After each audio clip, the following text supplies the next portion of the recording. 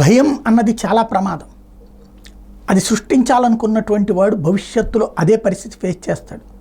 ఉత్తరప్రదేశ్లో జరిగిన పరిణామాలు చూస్తే సుదీర్ఘకాలం పాటు ప్రజల్ని భయపెట్టిన వాళ్ళందరూ ఇప్పుడు భయపడి వణుకుతున్నారు.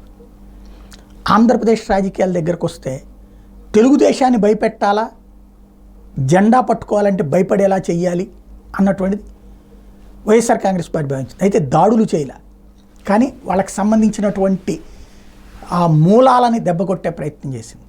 కానీ ఇప్పుడు అది రివర్స్ అయింది. వైసీపీ కార్యకర్త భయపడుతున్నాడు, వణుకుతున్నాడు, జెండా పట్టుకోవడానికి వెనకాడుతున్నాడు, పార్టీలో ఉండడానికి భయపడుతున్నాడు. కేవలం ప్రస్తుతానికి బయటకి రావడానికి కూడా భయపడుతున్నాడు. కేవలం పార్టీకి సోషల్ మీడియాలో మాత్రమే సపోర్టింగ్ ఉంటున్నాడు. ఎందుకని అంటే ఆ స్థాయి భయాన్ని పరిచయం చేస్తుంది తెలుగుదేశం. సరే, ఇది ఇక్కడతో ఆగిపోతే నో ప్రాబ్లం, కానీ ఆగదు. ఒక్కసారి ఎదుటి వాళ్ళ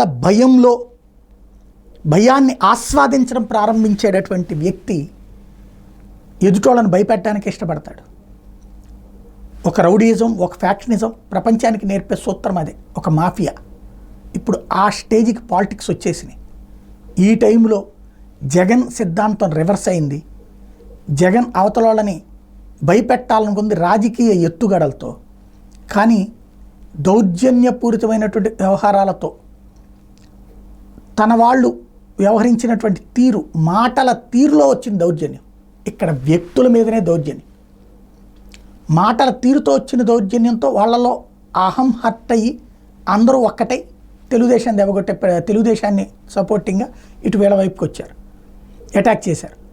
అదే ఇప్పుడు వైసీపీకి వచ్చేటప్పటికి ఏకంగా ఫిజికల్ అటాక్స్ వలన, ఆస్తుల ధ్వంసం వలన కీలకమైనటువంటి వ్యవహారం నడుస్తుంది.